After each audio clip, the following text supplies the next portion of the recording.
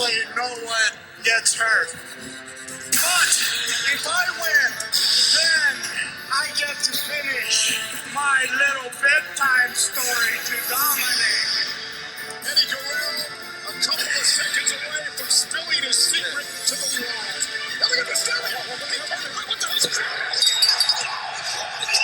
Rey Mysterio did it for his son. The nightmare is over for Rey Mysterio and his son. The secret will remain a secret. No one beats me at the end, Ray. And I may have promised to keep my mouth shut, but guess what, Ray? I lied! Dominic, Ray is not your father. I'm your father, Dominic. Is it true, Dad? Is it really true?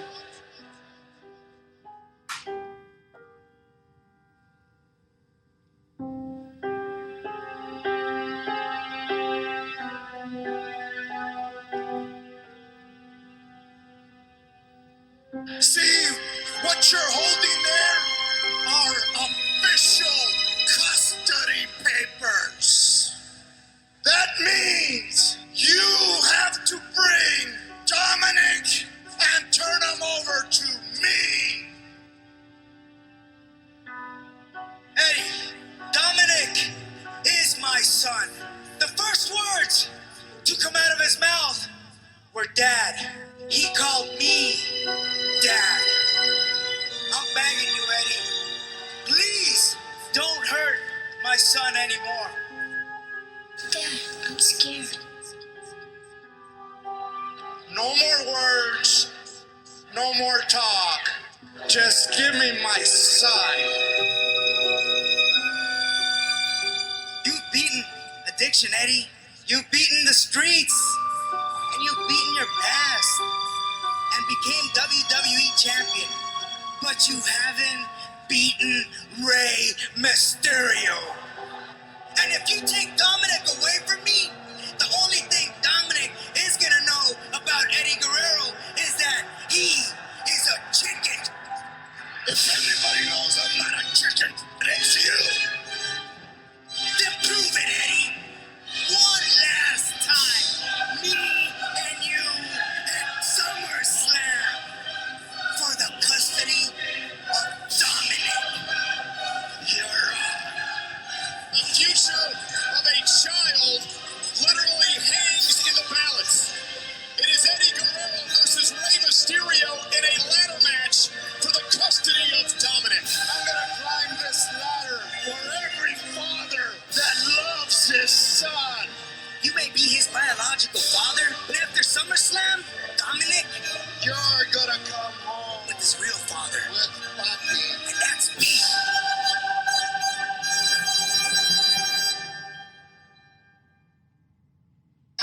Ladies and gentlemen, for the first time in the history of the WWE, the custody of a child will be determined in a match, in a ladder match.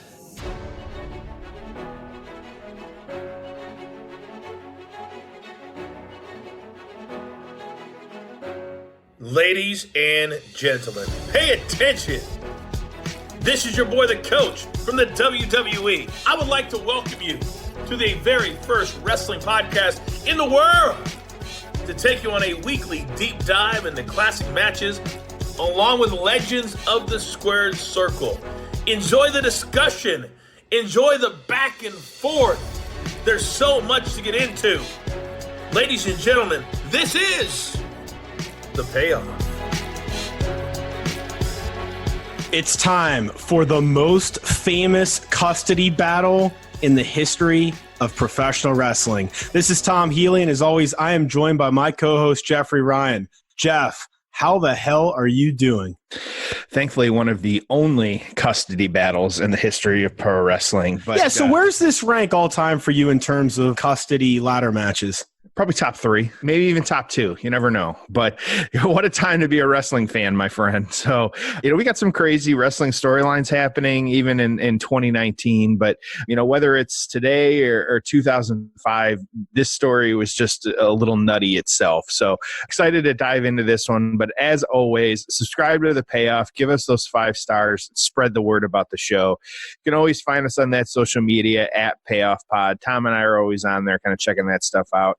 And then lastly, of course, that Patreon, 1 tier, payoffpatreon.com. We got our after show. We throw out that monthly bonus episode to you.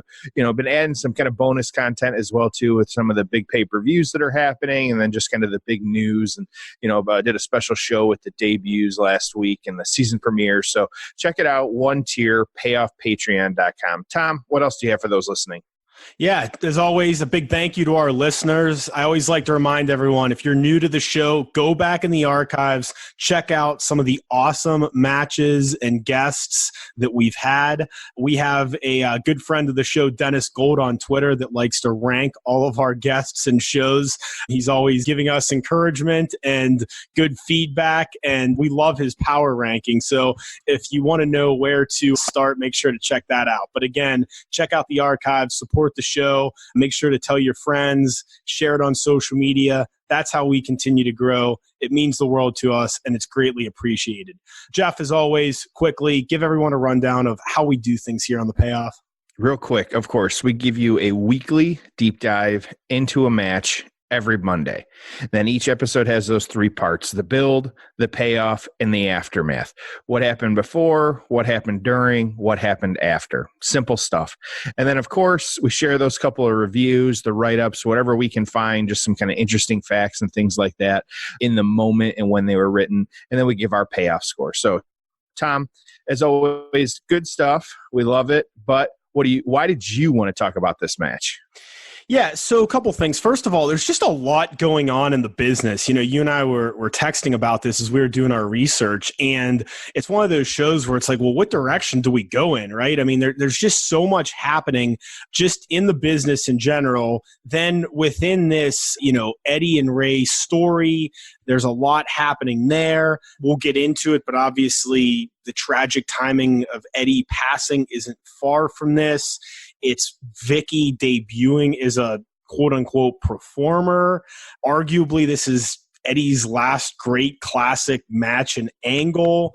And then recently, I was attending Raw in Phoenix, Arizona, and Dominik's sitting ringside and involved in a storyline, and that's 14 plus years later. So a lot of reasons why I really wanted to get into this match and talk about it. And the last thing I'll say is I think that it's better than maybe history remembers it. I mean, to me, this is just one of the best ladder matches, and certainly when you factor in the build up to it. So a lot to talk about in this episode. I'm really excited about this one. Jeff, what about you? Yeah, like you said, our timing here it just kind of worked out perfect. As of recording, we aren't exactly sure, what the payoff is going to be, but we do have Dominik involved in a story again, which I'm convinced he's still Walter's doppelganger, and I know I'm not the only one, but I definitely think it's a thing. So, and we try not to talk too much about the current stuff here, but with him back in the ring for a story, it's really only appropriate for us to talk about the first time he was in the ring. So with that being said, let's get to the build. Ho! It's time for the build. All right, here we are with the build. It's SummerSlam 2005, August 21st, 2005. We're in the MCI Center in Washington, D.C., 18,176 in attendance. Obviously, SummerSlam, big show, second biggest of the year. There's a lot going on in this card, and I'll quickly go through it. Dark match was friend of the show, Chris Masters, defeating the Hurricane via the Master Lock in 2 minutes. So then we kick off the regular show, and Jeff, this is kind of fun. Chris Benoit defeats Orlando Jordan via submission in 25 seconds to become the U.S. champion. I don't know where you stand on this, and I'm curious. I like when we get this every once in a while in pro wrestling. When it's done right, it makes the winner look like a badass.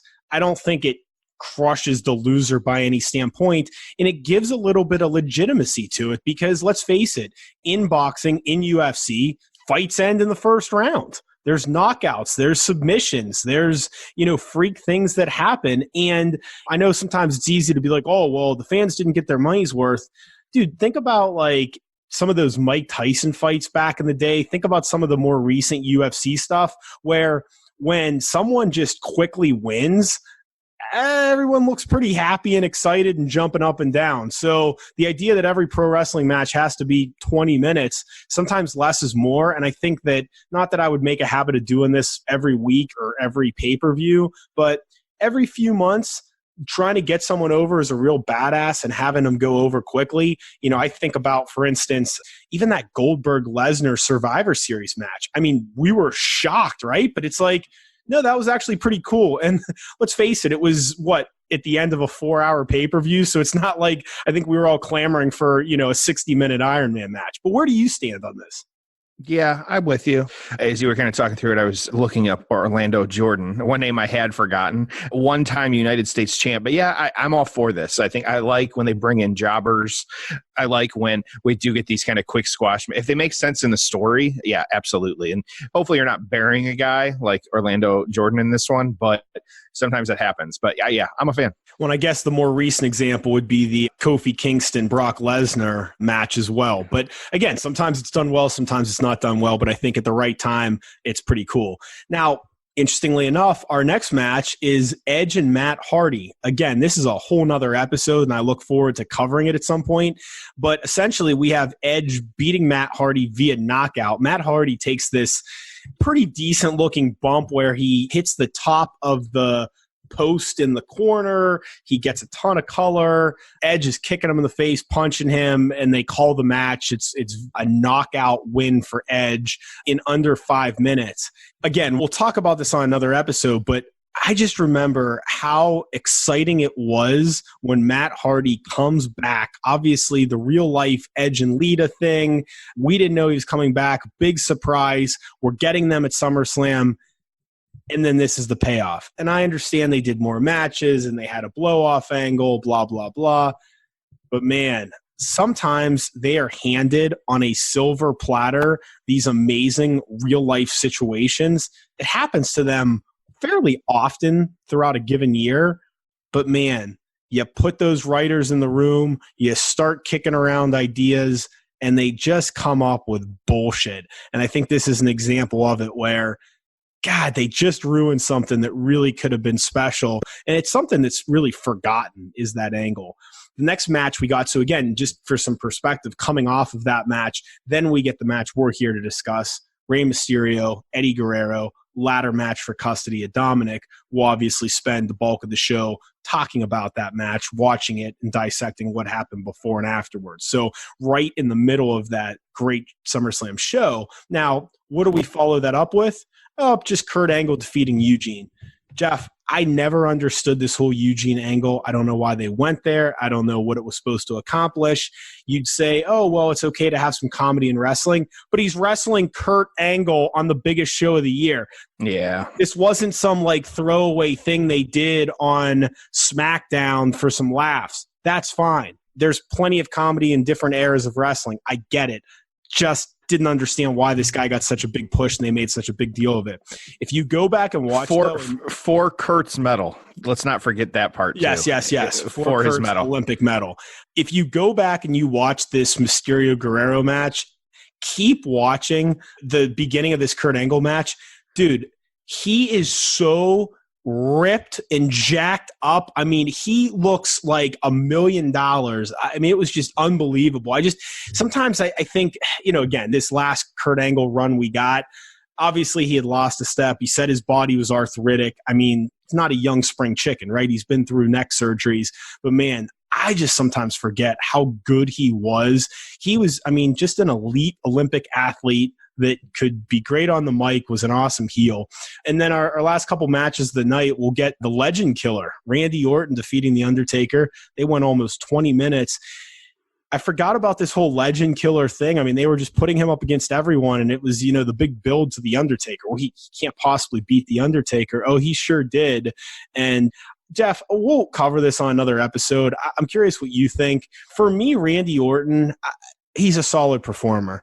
I remember in an interview, and this was maybe 5, this might even closer to 10 years ago, Eric Bischoff, the question was, if you could start a wrestling company with any one current wrestler, who would it be? And he, without hesitation, said Randy Orton. And I just remember thinking, huh?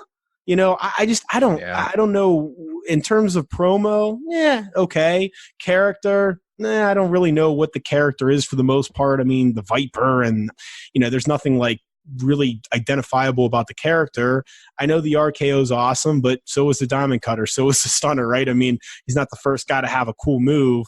And then his in-ring work. I mean, if I said to you, Jeff, like right now, give me the best Randy Orton match of all time that you want me to go watch to change my opinion of him, I'd love to know what you'd even come up with. So I'm curious where you stand on him.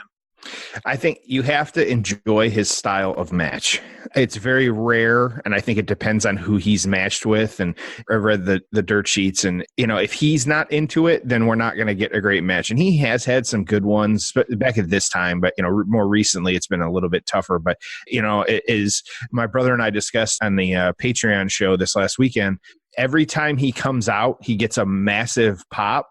Every time he does an RKO, he gets a pop. He does that off the ropes DDT, he gets a pop. Like, fans are just obsessed. And so again, I'm with you. Like, I like the guy. I think he's good. Like, when he puts on a good match, I enjoy watching him, but you got to really enjoy that kind of slow pace, kind of plotting. And I guess that's part of him, but yeah, it's just what he is. So, yeah.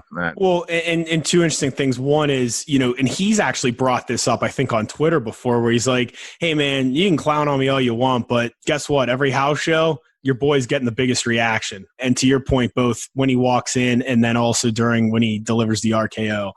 So I think there's, you know, certainly validity in that. But again, I remember how big of a push there was. And then the other thing you brought up was, you know, he takes matches off, or sometimes he's not into his storyline. Jeff, I'd argue he's taken years off, right? Where you could be like, oh yeah, you know, like, oh wait, yeah, that was a year where he just really didn't give a shit, right? So I agree that there's some matches, and his poker face isn't that good. You can tell when he's not into a storyline, right? I mean, he just does it. It's just it's a very interesting observation. All right, so we're now down to our final 3 matches, 2 world title matches, and then the main event. Cena defeating Jericho. Jeff, there's a fun Jericho promo. I believe it's right after the Mysterio Eddie match, okay? And I just forgot how big of a kick I always got out of I'm the only person to ever beat The Rock and Steve Austin in the same night. I'm the first undisputed era, you know, or undisputed champion, right? Yeah. And I got to tell you, part of me just at some point before his career wraps up, and I guess it'd be funny if it was like in AEW, I just love for like one of these like weeks on like their like Wednesday show for him to just like in the middle of a promo be like, and by the way, I'm the only, and like cut that line. I just think people would go nuts, and I think it'd be like really like an unexpected, just funny thing to do. Yeah. So then we get Batista retaining his title against JBL. That was a no-holds-barred match for the World Heavyweight title. And then the final match. And again, we've mentioned this on the Chris Masters episode. We got to do an entire episode about this. But Hulk Hogan defeating Shawn Michaels. The match was really interesting, but really good.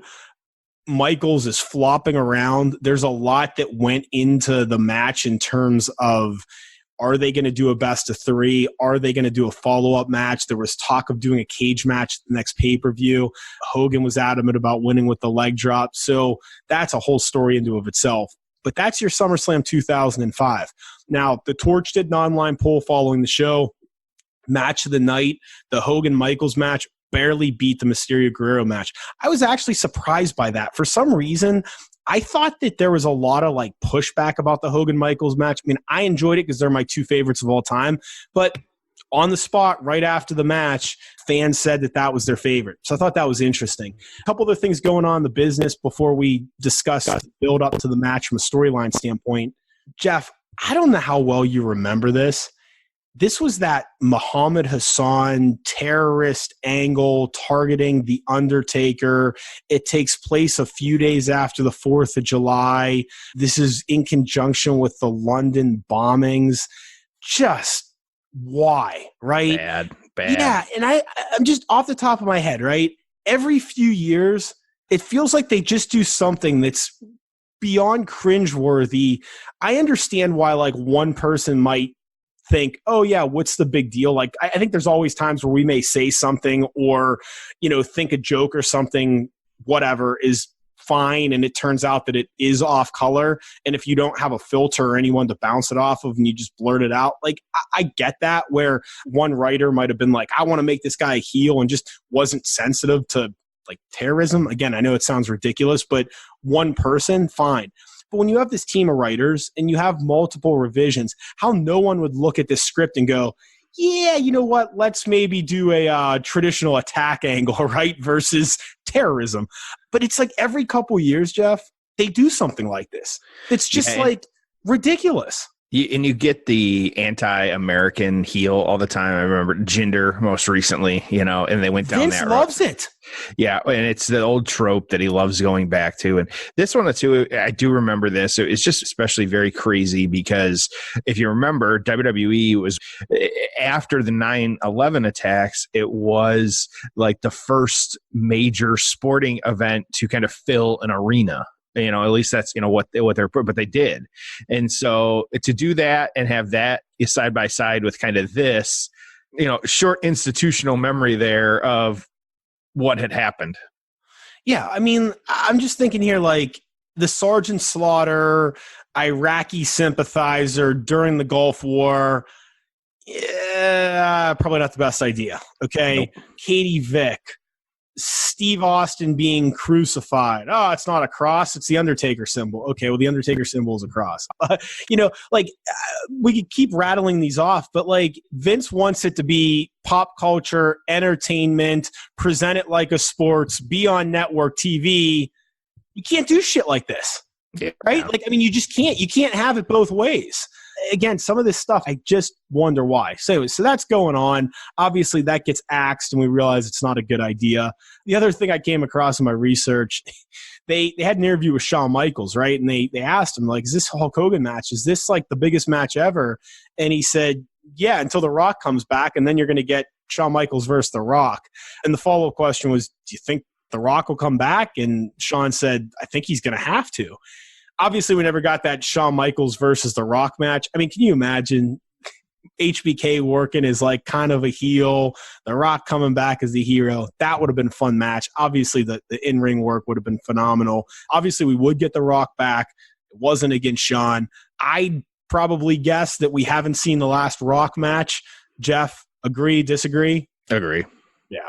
Right. I mean, at some point, it's obviously not about the money, but like there's just nothing that matches it. I mean, there's a reason why everyone wants to come back, right? Why does Batista want to do a final match? Why will The Rock come back? Why can't The Undertaker stop? I mean, it's probably a little bit of an addiction, and I don't blame them. Like, you can say, oh, they don't need to come back and this and that. Dude, I mean, you can't replicate that. You're telling me Joe Montana wouldn't like to go out there and play in another game or two? I mean, especially if it's a work and he can put himself over. And I mean, right? Absolutely. Yeah. So a lot going on. Great show. But the reason we're here is to talk about this match. And Jeff, I know you and I were talking about this off air, but this one had a lot happening. It was a long build. So walk us through everything that happened leading up to August of 2005 and SummerSlam. Like you said, just a lot happening here. So clear my throat because here we go. We're going to start. It was No Way Out, February 20th, 2005. You had Eddie and Ray. They beat the Basham brothers to win the tag titles. And then they actually beat them in a rematch as well, too. And a couple other teams, too, in the immediate aftermath of this. You had Mark Jindrak and Luther Reigns, which no relation to Roman. You had JBL, and again, there's always one, or JBL and Orlando Jordan, another one. He's come up twice now. And then also Hardcore Holly and Charlie Haas, which you remember Charlie had the gimmick where he would dress up as legends. And so, it beat a couple tag teams. As much as people might complain about the tag division nowadays, these teams were subpar, I think is the best way to put it. So, it had all these defenses, but there was already some animosity being built. And so about a month later, Eddie lost a match because of Ray, But Ray also lost a match because of Eddie. Just real 50-50 booking here. And these were actually singles matches against the Basham brothers. So two of them, had the back and forth. Your trivia for the day, the Bashams, this was Doug and Danny, and both are now retired after stints in the WWE, ECW, and TNA. So this was kind of What's your favorite Basham match of all time? You know what? We usually do better research around here. I did not do my Basham brothers research, so I'm going to have to. That's a whole nother episode. That and Orlando Jordan. I apologize to the fans. So, yeah, but they won the tag title. So at some point they were doing some good stuff. So all this though, and the kind of the each other losing. This was kind of the cap before Mania of this year, and even with the tag belts, Guerrero wanted to know who was the better wrestler of the two. So at that WrestleMania 21, April 3rd, Ray agreed to the match to see who was the best, and Ray won that one. So feel free to go back and check out this match. Like I said, it was WrestleMania 21. It wasn't a bad match. It was actually pretty good. And so just kind of go check it out. So the next few weeks after this, the build just kept happening between the two. Ray would cost Eddie a match against Kurt Angle after Eddie got pushed into a chair that Ray was holding because he was going to try and hit Kurt. Just a bunch of little things that were happening. And then they would lose the tag titles to M&M, of course, Joey Mercury, Johnny Nitro, and Melina. This was actually late April after WrestleMania. One write-up said, I felt like I had to share this one, Melina jumped on Eddie Guerrero, pushing his face into her chest, distracting him from the action in the ring. Mercury and Nitro finished off Rey Mysterio in the ring to capture the WWE tag titles.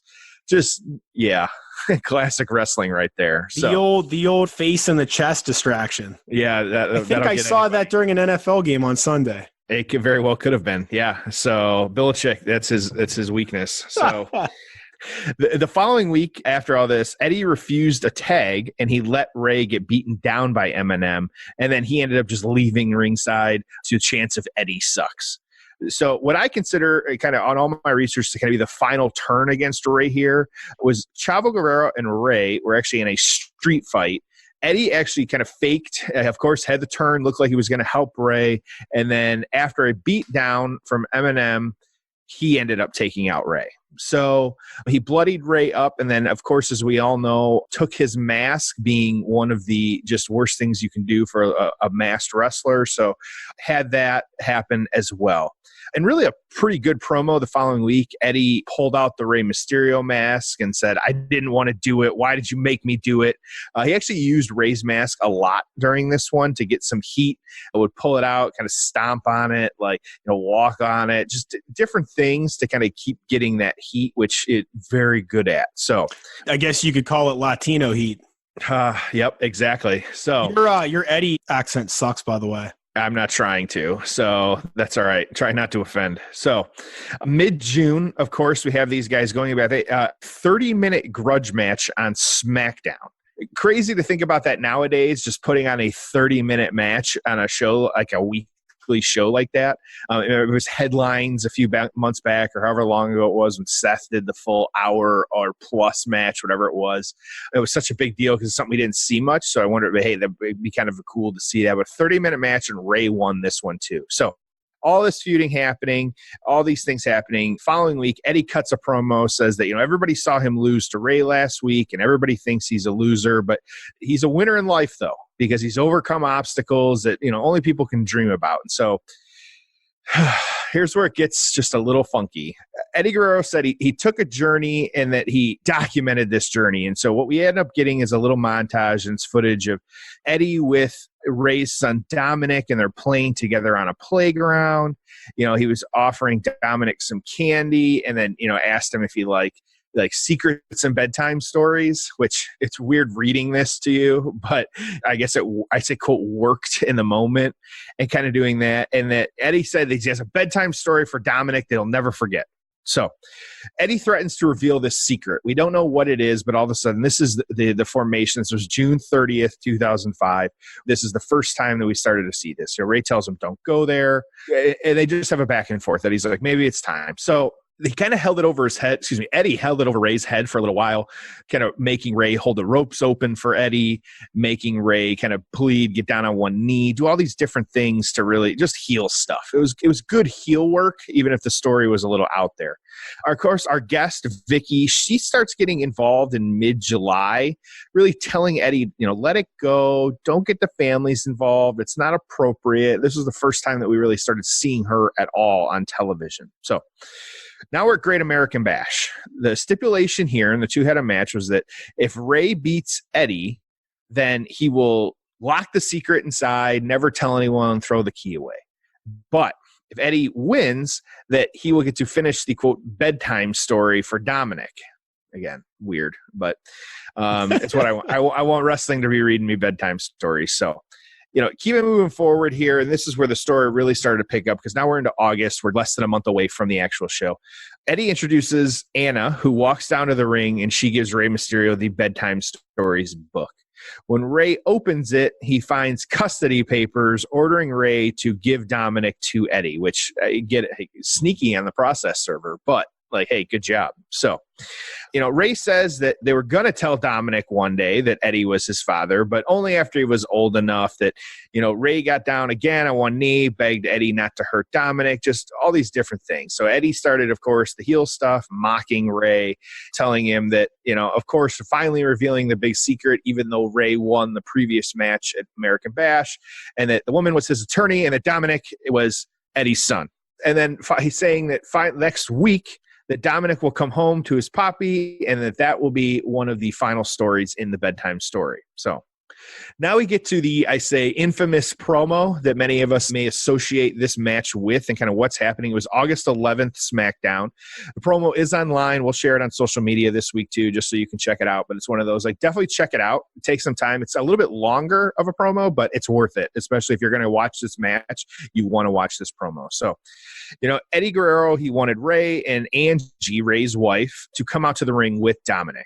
They did all come out, and then Eddie Guerrero, trying to get Dominik to then come to him, just all these different things. And the whole time there's a social worker, quote unquote, in the ring watching what was happening. Eddie saying that Ray and Angie were brainwashing Dominik and that Dominik needed to come home to Eddie. Just... yeah, I need to take a breath here because it's just take a breath, drink some water. It's just nutty. There's no, we've got a lot happening here, but they keep having this back and forth. They propose the match at SummerSlam, and the woman, says that these guys are crazy and that this has nothing to do with Dominik, which, yeah, right, got it. But she decides that until they settle their differences, that Dominik should go into foster care, because what young wrestling fan doesn't want to see a child get taken away from their parents and put into foster care when they're watching their weekly television program? So that part's a little weird. Well, it's all a little weird, but that part was also weird as well too.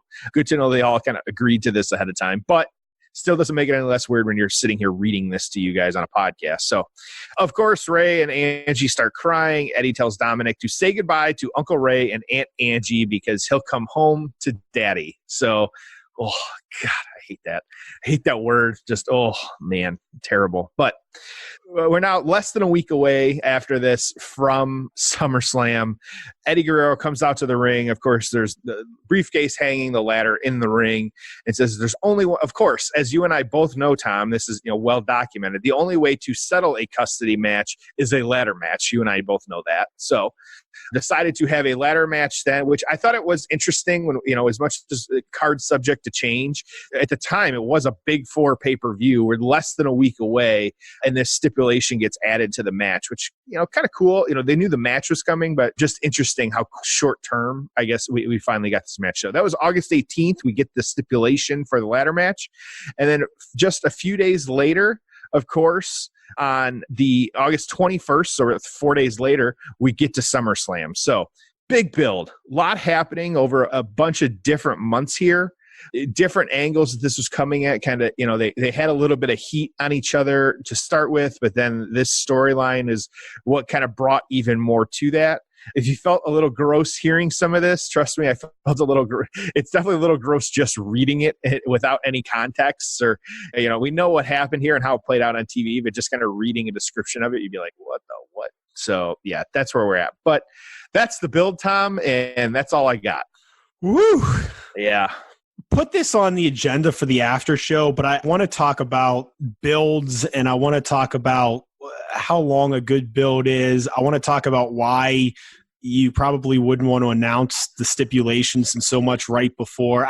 There's a lot there I want to talk about. But yeah, what I will give them credit for is there's long-term booking, right? There's more to it than just these two guys attack each other and we have a match. So I will give them that.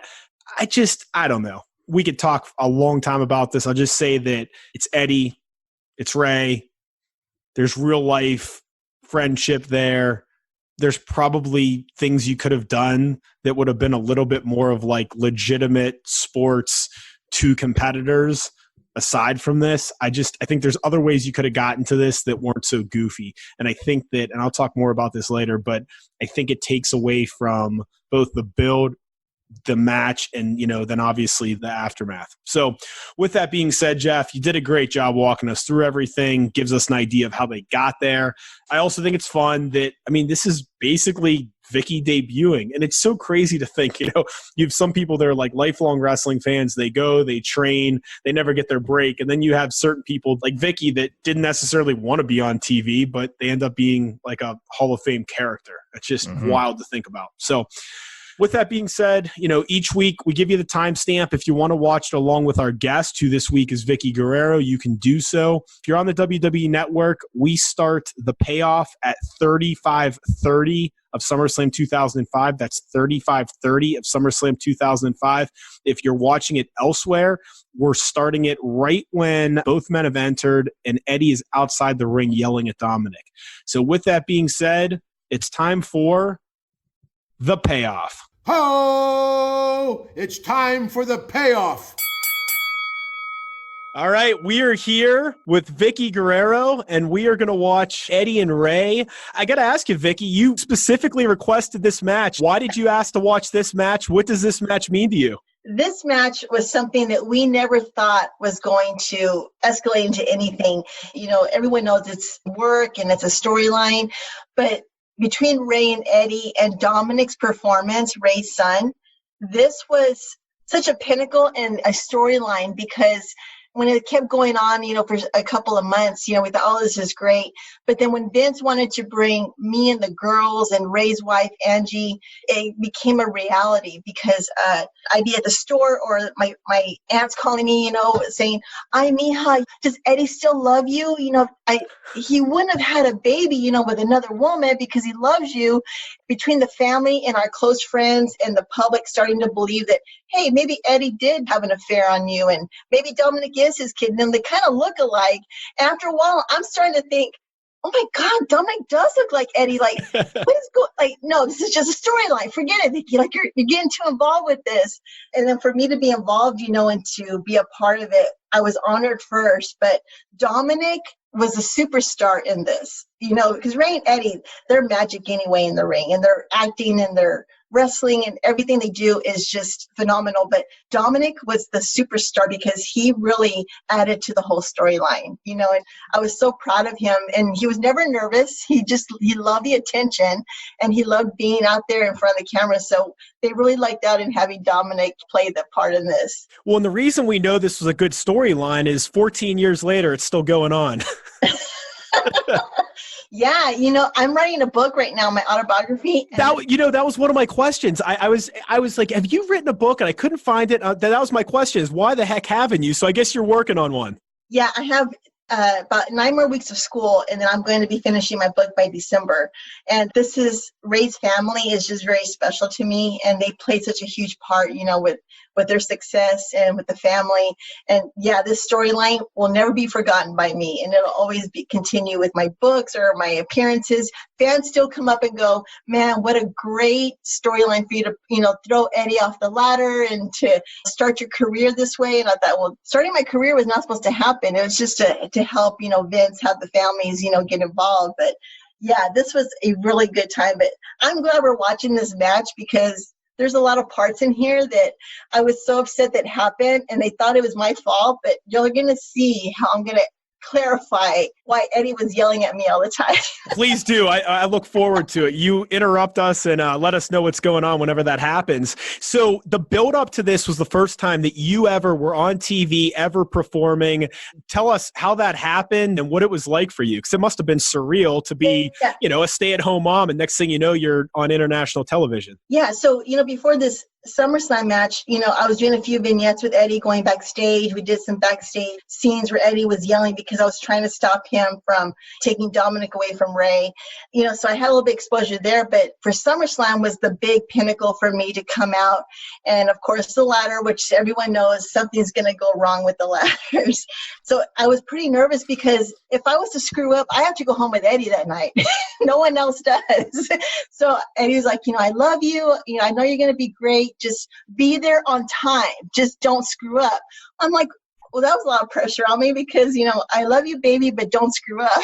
That's a lot to carry on my shoulders for the whole day. But during that day, we went over the match and kind of went over everything. And it seemed easy, but when you're out there and the cameras are going and the arena's sold out, you forget about all the nervousness. It was all about just getting everything done and enjoying the moment. And you kind of forget the stress because Eddie and Ray are just so much fun to work with. So here is where, they're starting to get ready for the spot where they want to get the ladder set up. Yeah, so I'm in the back, and I'm supposed to come out at a certain time. Yeah, that hurt. It was fantastic. Well, the thing about this match is you had a great build-up. The actual psychology of the match is fantastic, and it's a car crash. It's not like some of these ladder matches where there's some good spots, but you don't know why the two guys are in the ring together. I mean, this is about as perfect of a ladder match as you can have because it had all the ingredients. Yeah, and they built it up so great because Eddie was, reading stories to Dominik and manipulating him, from shows before. And Eddie was almost creepy how he kind of, stalked Dominik. And so those weeks previous, the fans were really hating Eddie, for how, of course, he was a cheater and a manipulator. And everybody wanted Ray to get the briefcase. I mean, that was everyone's, outcome they wanted to see.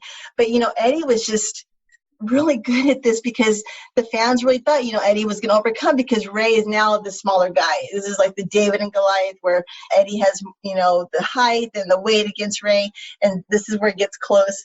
And you think that Eddie's going to get it.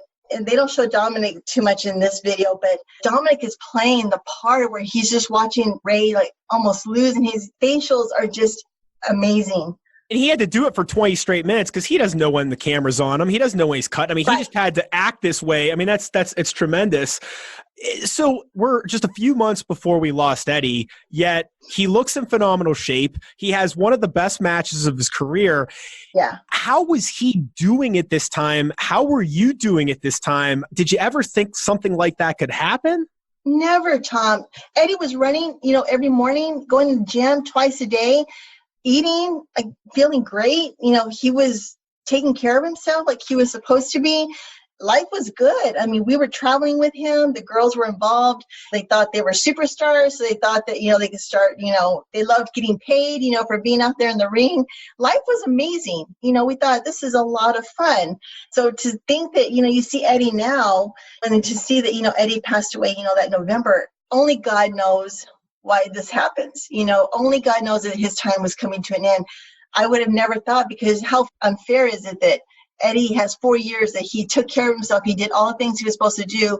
And now he passes away. Like, that's so, like he did all the work. He was deserving to have a life now. And it just seems unfair, looking back at it.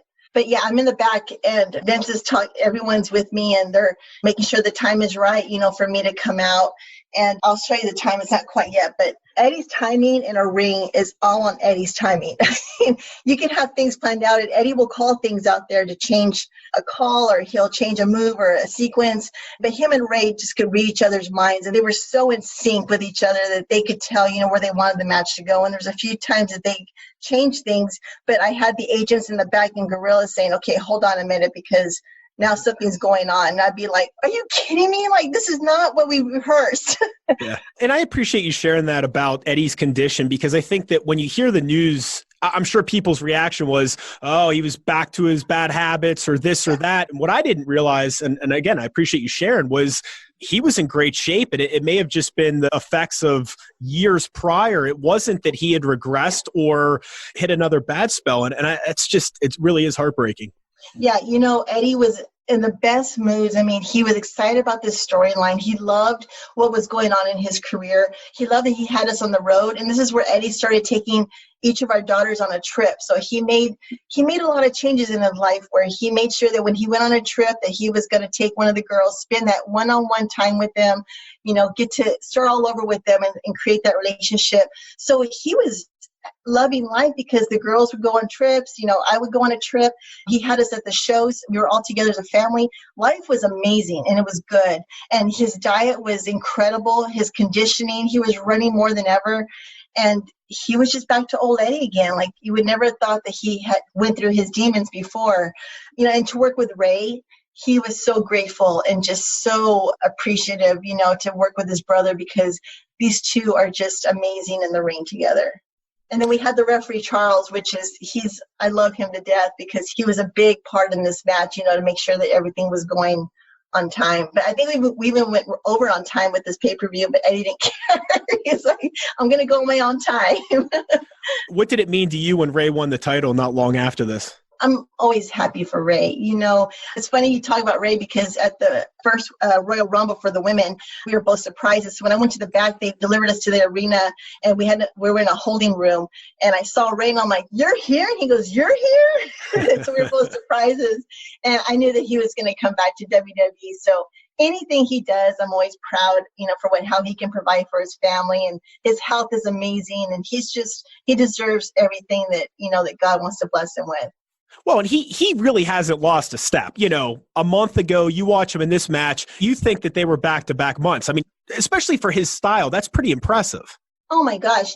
All the surgeries he's had, you would think that he's never had one because of how he moves. I mean, he's just so fluent and just everything looks natural. And, they both put their bodies on the line, and they both just give each other, that 100%. And they have that Mexican style wrestling where it's incredible how the things that they do, you don't see that a lot in the wrestling these days. We grew up with Ray in Mexico City when Eddie and I moved there, so Eddie could train and get to know the Mexican market and the wrestling over there.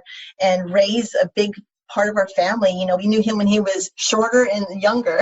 So he's only grown to have his family and the kids. So it's great to have us grow up together. Is there someone you wish you would have saw Eddie wrestle that you didn't get a chance to? Gosh, that's hard to say because the people he wanted to work with, he loved. I mean, and he was. Look at him. I seen that with the girls. Yeah. Bad luck. I mean, how good is this? The other thing it sticks out as I was thinking about as we're talking here, there were some of those classic lie, cheat, steal finishes where the logistics of pulling it off where the ref didn't see it and he's winking to the crowd. And I mean, that takes a lot of whatever you want to call it, acting skill, comedic timing. Sure. Yeah.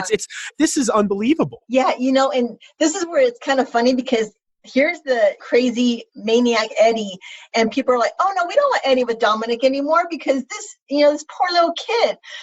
Oh, this is incredible. The whole story they're telling. Then Dominic, and there's Charles helping Dominic out.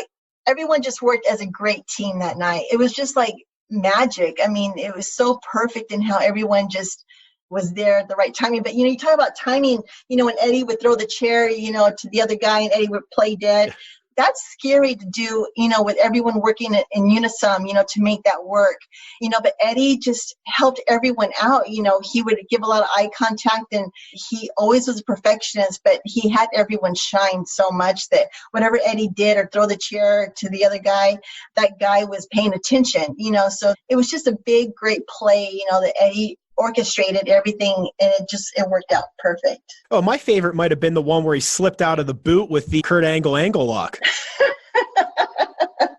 Yeah, oh my God. I just shake my head sometimes when I see Eddie think of these things and that's where I got some of my things was like take my shoe off and like, use it as a sword, to fight everyone off. And it's all of Eddie's legacy that I had ideas for my cheating and stealing in my matches.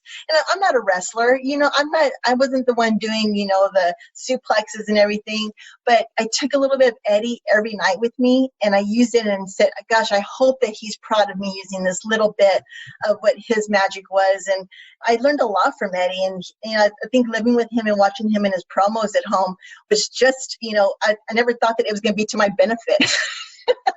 So it's a special gift that he left me without me even knowing about it.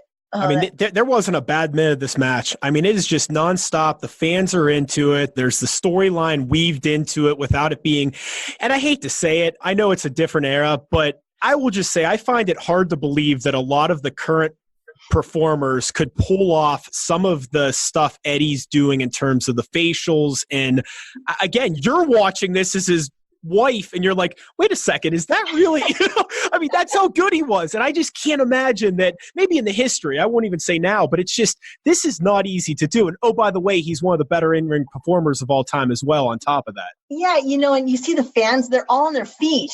Everyone's just in this, they're just standing up, and that just is incredible when you look at that. And I'm in Gorilla looking at, oh my gosh, they have all these fans just waiting for that next move. This is incredible. I love this. Wow. Now, do you think that this little angle you did, is that why they asked you to come in and perform?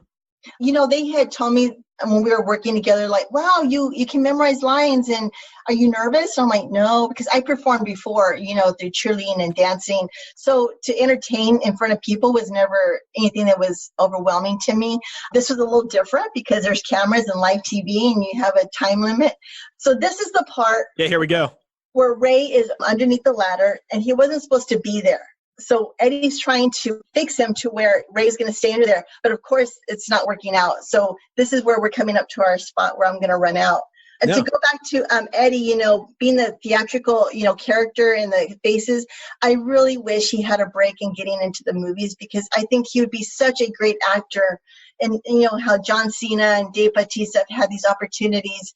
I just think, man, if he could just only have had that opportunity to be in a feature film, I think he would have been an incredible person, to have that chance to be on the big screen. So this is where Ray's under the ladder, and I was supposed to come out to push Eddie off the ladder. And Gorilla, they're telling me, no, don't go out yet. Wait, because Ray is underneath the ladder and he's not supposed to be there. So he was supposed to push him over right here? Yeah, he was supposed to get him off. So they kind of side swerved a little bit and they had to wait because Ray is not positioned right.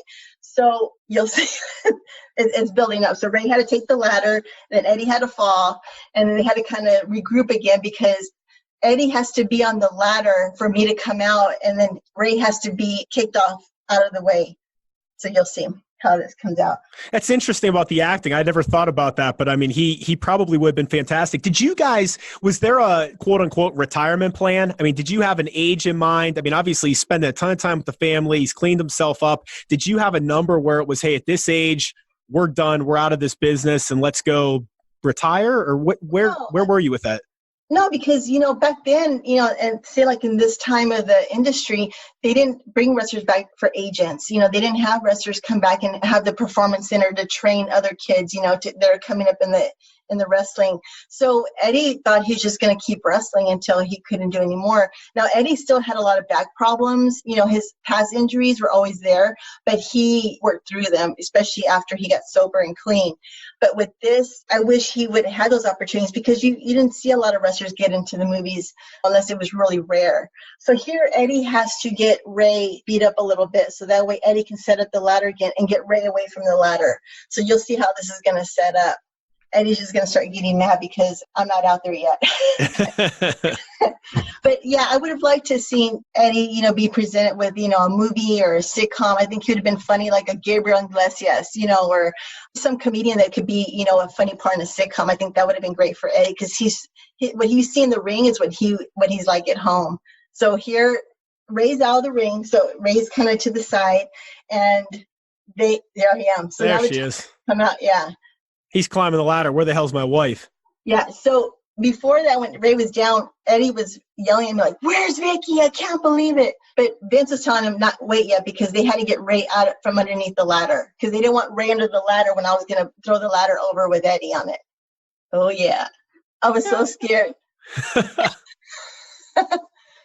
That's wild.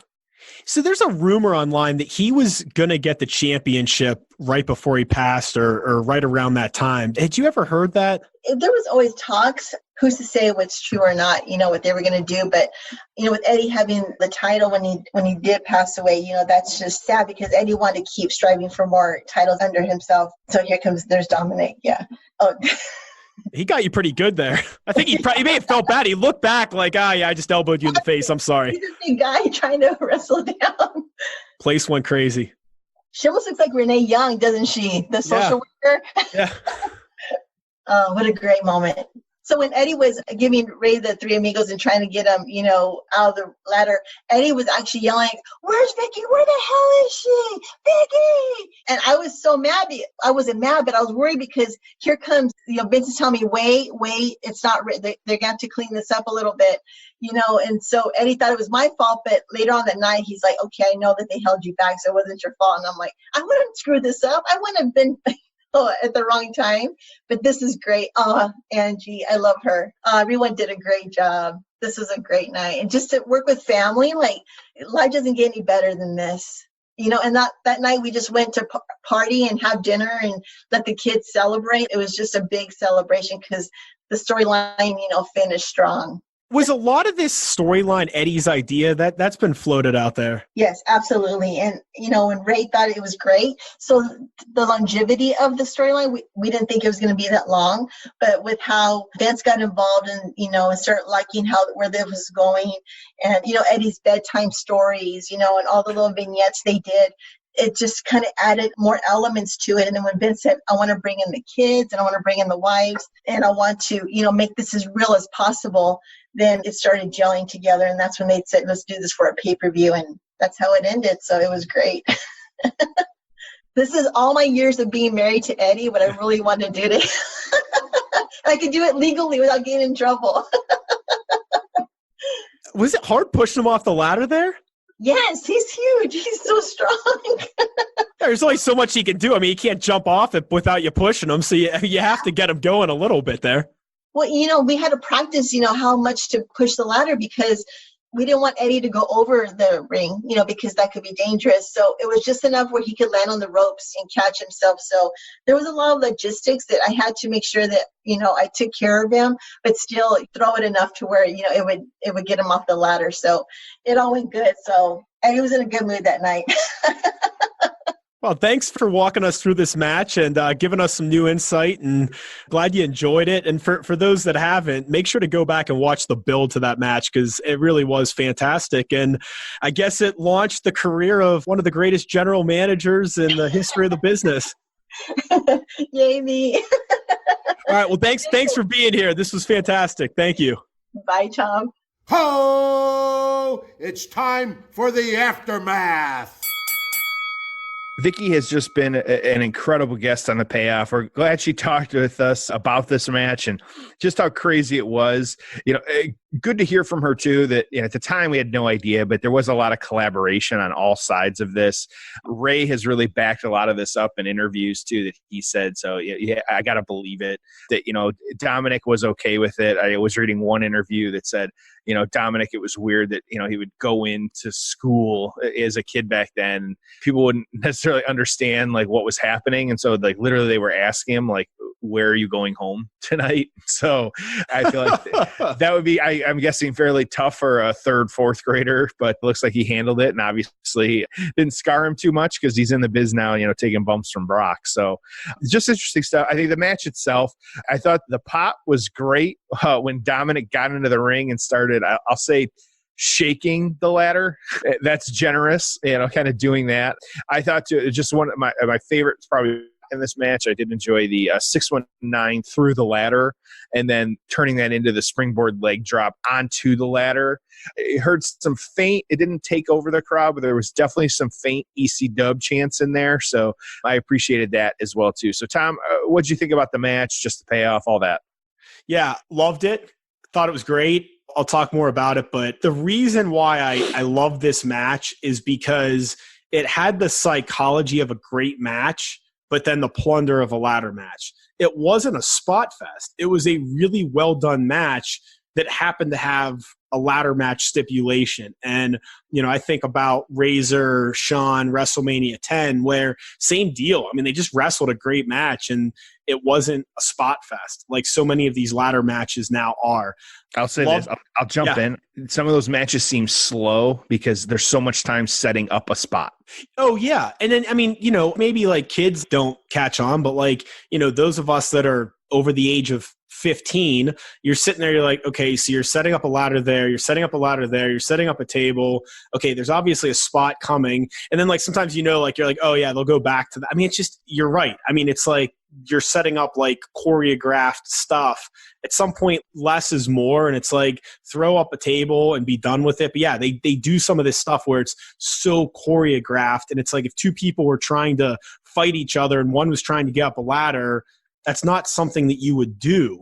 And I even like sometimes where it's like, in the multi-man matches, sometimes it's like you can have someone off camera doing some of that stuff. But yeah, especially in the 2-man and even like the tag team matches, you'll see some of that stuff where it's just set up, and then gymnastics.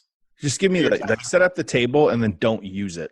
That would actually convince me more. I know people like shit on, climbing the ladder and the really slow. Like I can imagine climbing a ladder in a ring and being 15 feet up. I might go a little bit slower climbing up the ladder too. Yeah, I agree. You like that 619 ladder spot. One of my favorites was that dive that Ray did on the outside and he like clipped Eddie's neck and then the ladder kind of flew up. I thought that was a really cool spot too. Yeah, right. Yeah. There was just a lot of great stuff there. Vickie was awesome. She's a great guest. Great having her on the show. Eddie's music was terrible at this time. I did not remember this version of that song. It was horrible. I don't know if you noticed that or not. I did. Yeah. It was hard to hear too, but I agree. And then you mentioned the ECW chants. I mean, 20 years later, we still hear them, right? Not as often, but you still get those occasional ECW chants. And man, I love it. I think that's just awesome. That's all I have. So let's talk what happened in the aftermath, and then we'll give our payoff scores. Yeah, we'll start with Eddie Guerrero. Of course, just sadly, really 3 months after this, Eddie was found by Chavo Guerrero dead in his hotel room of heart failure. Just, before his time, gone too soon. Just still idolized today for kind of what he brought to the industry. Influenced just so many wrestlers, and you hear about it all the time, like Ray's still out there bringing him up, Sasha, just so many different ones, and kind of the things he did using the belt spot too, the kind of fake out belt hit, it's just great to see that. But of course, just sad that Eddie no longer here. We haven't talked about her a ton in the build, but Vickie, of course, this kind of springboarded her career. Started appearing more and more on TV. There was some storylines that she was involved in with Ray, Chavo, Chris Benoit, just a lot of different things that she was kind of helping out with and involved with in that. Of course, cannot forget about the marriage of her and Edge. Big storyline there that we'll have to revisit one day. Also, of course, her time as general manager. And so she really was great in that role, kind of in retrospect, just really good stuff. So last time we saw her, it was actually the 1000th episode of SmackDown, which it wasn't too long ago. And then, of course, too, she was in the Royal Rumble. And that was a pretty good Rumble. That was for you were there. Yeah. Were you there for that one? Which one? When she was in the Royal Rumble, which was 2 years ago. Do you remember what year that was? It wasn't the baseball stadium. No. I don't know. I don't. Oh, it was with the first women's Rumble, right?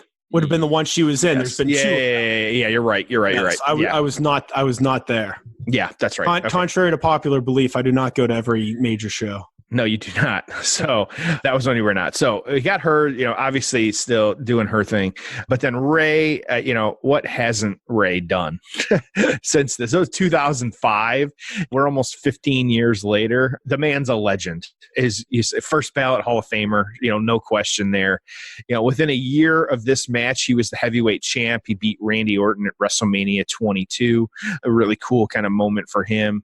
We could spend a whole podcast and then some discussing just Ray's career, but this was really just a small part in his long and still going career. So, Tom, final thoughts on the aftermath? Well, you're talking about Ray. I hope that he has one great storyline or match left in him. I mean, there's so much noise now in wrestling. There's so many wrestlers. There's so many storylines. There's so much going on. I hope that before he hangs it up, he gets one more great moment. And maybe that is him and Dominic together as a tag team. But, that's something I'm hoping for. But you're right. Just a ridiculous career. What he's been able to do with such a small frame. And it's not like he's a lucha wrestler. I mean, he's wrestling like the same style as everyone else with that frame. I don't feel like he's lost a step. I mean, maybe you see something different than I do. He's more cut this week than he was watching this match. Yeah. 15 years ago, different frame, kind of, how he is, but it makes zero sense to me. To your point too, when he came back at the Rumble, that pop was huge. Nobody expected that. I think there was a little bit of rumors leading into that one, but boy, that 619 music hit and that was it. The crowd went apeshit. Yeah, and don't quote me on this, but I'm pretty sure he's done some really cutting edge and maybe some stem cell stuff, but I know he's done really innovative stuff just in terms of health-wise, and he attributes it to that for his body to feel like it does and for him to not be in much pain. Again, between the lucha style and then just being thrown around by the big guys for, the better part of 20 years since he's been gone from WCW. It's pretty wild. So it's either that or that DDP yoga. All of them love that DDP yoga. They all swear by it. I know. Week 10, buddy. Yep. You're at week 10. I'm at week 10. Yeah. So what? He has you doing diamond cutters now, right? Oh, we've been doing diamond cutters since week 1, man. Yeah. I need to try it sometime. You do. It's worth it. Yeah. We'll get that sponsorship. Yeah. Last thing I have is Eddie would pass away a few months after this. Is he in his prime? I mean, is he doing the best work of his career at this point? The guy looks like $1 million. It's so sad. It's not like he's this broken down shell of himself that passes away. He's clean. He's reunited with his family. He's doing the best professional work of his career. And then boom, we lose him 3 months later. Just so sad. So back to the match. What do you have in terms of write-ups and reviews from the newsletters? Yeah, I'll start with just the Pro Wrestling Torch. They really just gave the play-by-play on this one. We don't need to fully read through all that, but they actually gave it 4.25 stars. Wow. The Wrestling Observer, they had a little bit more in-depth commentary, and some of this was just, I have to read it. I kind of paraphrased it a little bit here just for time's sake, but really good stuff here. So these two were possessed with either A, having an awesome match, or B, killing each other in style. Eddie took out Ray with another terrifying spot and went to grab the briefcase, but Dominic, of all people, hit the ring to shake the ladder. As we said before, this was profoundly ineffective.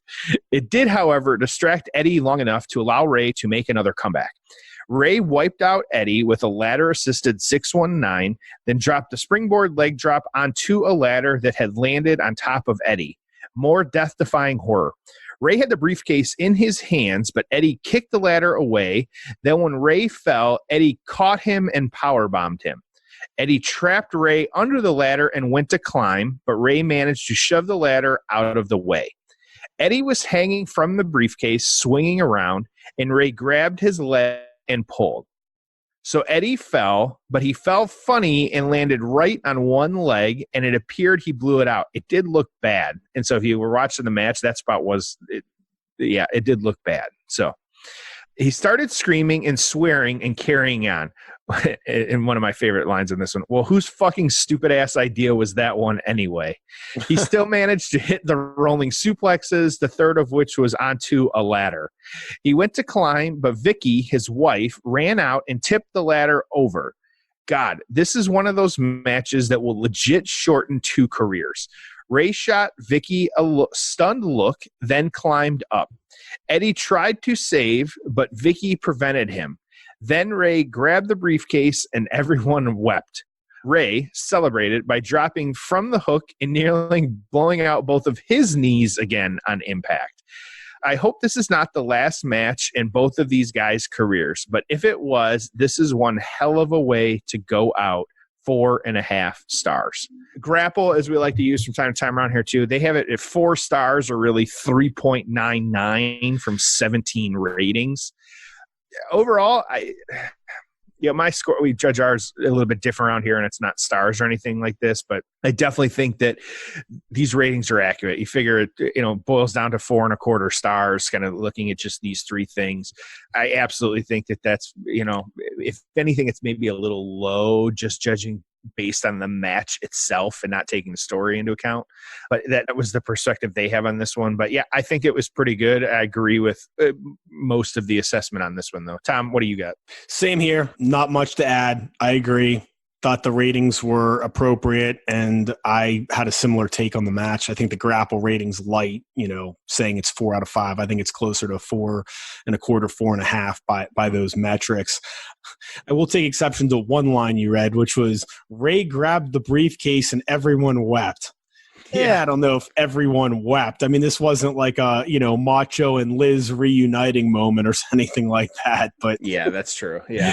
That's all I have. So let's get into our payoff scores and head to the finish. Yeah, of course. Every week, Tom and I like giving our payoff score. It's just 1 to 10. It's not stars. It's nothing like that. It's just, we take a lot more into account. So we got the build, the crowd, the commentary, the in-ring product, just everything. Just whatever we feel is important to the overall, I say, storytelling and drama. And so there's just no specific formula, just what a couple of fans, a couple of marks think of the match. So I try and alternate here, but I've lost track, Tom. But this, I think I went first last time, so I'm going to let you go first this time and share your score. Oh, okay. Put me on the spot. All right. So let's go pros and cons here quickly. The pro is great match, great psychology, fantastic match that happened to be a ladder match versus just a bunch of spots. Okay. So the actual match was fantastic. My issue with this and what hurts it from being a higher score is I just thought the storyline, I commend them on the build in terms of the longevity of it and how much time they put into the story. I just thought that it was just stupid and hokey. So if you would have presented this as, I want to find out who the better man is, we've been up and down the road for decades together, our families are friends, but Eddie, I don't like the way that you've acted and the person you've turned into, and I'm going to knock some damn sense into you, and one way or another, we're going to settle this. You do a little bit more of what I would call like a straight up shoot style versus this bullshit writing. To me, this could be like a 9 to a 10. Okay. But because of the hokiness of it and how far-fetched it was and how you overcomplicated what could have been a very simple and strong story, I dock it a little. So I'm at an 8 on this one. The match was phenomenal. The story takes away from it. That's where I'm at. Jeff, what about you?